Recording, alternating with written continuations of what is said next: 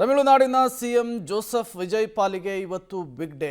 ಸಂಗೀತ ಮತ್ತು ವಿಜಯ್ ದಾಂಪತ್ಯದಲ್ಲಿ ಬಿರುಕು ಮೂಡಿ ವಿಚ್ಛೇದನಕ್ಕೂ ಕೂಡ ಅರ್ಜಿಯನ್ನು ಹಾಕ್ಕೊಂಡಿದ್ರು.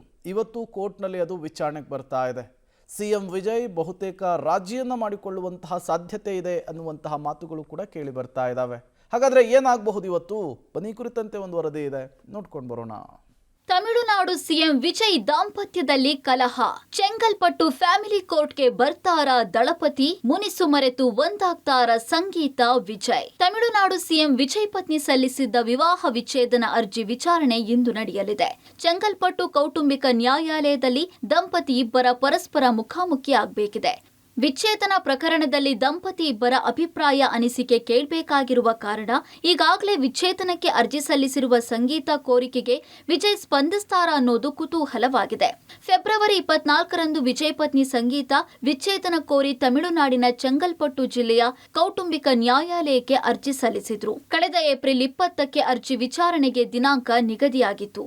ಆದರೆ ಇಬ್ಬರು ಅಂದು ಹಾಜರಾಗದ ಕಾರಣ ಇಂದಿಗೆ ದಿನಾಂಕ ಫಿಕ್ಸ್ ಮಾಡಿತ್ತು ಕೋರ್ಟ್. ಹಾಗಾಗಿ ಇಂದು ದಂಪತಿ ವಿಚಾರಣೆಗೆ ಹಾಜರಾಗಬೇಕಿದೆ. ವಿಚ್ಛೇದನಕ್ಕೆ ಅರ್ಜಿ ಸಲ್ಲಿಸಿರುವ ಸಂಗೀತ ಒಂದಷ್ಟು ಕೋರಿಕೆಯನ್ನಿಟ್ಟಿದ್ದಾರೆ. ಚೆನ್ನೈ ಮನೆಯ ಹಕ್ಕುಸ್ವಾಮ್ಯ ಕೇಳಿದ್ದಾರೆ. ಜೊತೆಗೆ ಮುಖ್ಯವಾಗಿ ಪತಿ ವಿಜಯರಿಂದ ದೂರಾಗೋದಕ್ಕೆ ಬಯಸೋಕೆ ಕಾರಣ ಪತಿಗೆ ಸಿನಿಮಾ ನಾಯಕಿ ಜೊತೆಗಿನ ಸಂಬಂಧ ಅನ್ನೋದನ್ನ ಉಲ್ಲೇಖ ಮಾಡಿದ್ದಾರೆ. ಹೀಗಾಗಿ ವಿಚ್ಛೇದನದ ಅರ್ಜಿ ಹಲವು ಊಹಾಪೋಹಗಳಿಗೆ ಎಡೆ ಮಾಡಿಕೊಟ್ಟಿತ್ತು.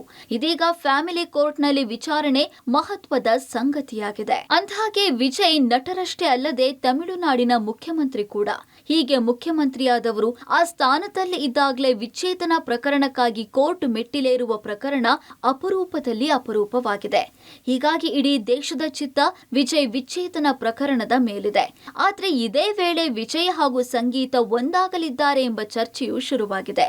ವಿಜಯ್ ತಾಯಿ ಶೋಭಾ ಚಂದ್ರಶೇಖರ್ ಮಧ್ಯಸ್ಥಿಕೆಯಲ್ಲಿ ವಿಜಯ್ ಸಂಗೀತ ಮನಸ್ಸು ಬದಲಿಸಿ ವಿಚ್ಛೇದನ ನಿರ್ಧಾರವನ್ನ ಬದಲಿಸಿಕೊಂಡಿದ್ದಾರೆ ಎನ್ನಲಾಗ್ತಿದೆ. ಒಂದ್ ವೇಳೆ ವಿಜಯ್ ಸಂಗೀತ ಕೋರ್ಟ್ಗೆ ಹಾಜರಾಗದ ಪಕ್ಷದಲ್ಲಿ ಮನಸ್ಸು ಬದಲಿಸಿಕೊಂಡಿರುವ ಸಾಧ್ಯತೆ ಇರಬಹುದು. ಒಟ್ನಲ್ಲಿ ತಮಿಳುನಾಡು ಸಿಎಂ ವಿಜಯ್ ಸಂಸಾರ ಜೀವನದ ಮಹತ್ವದ ವಿಚಾರ ಇಂದು ತೀರ್ಮಾನವಾಗಲಿರುವುದು ವಿಶೇಷ. Bharati film bureau, public TV.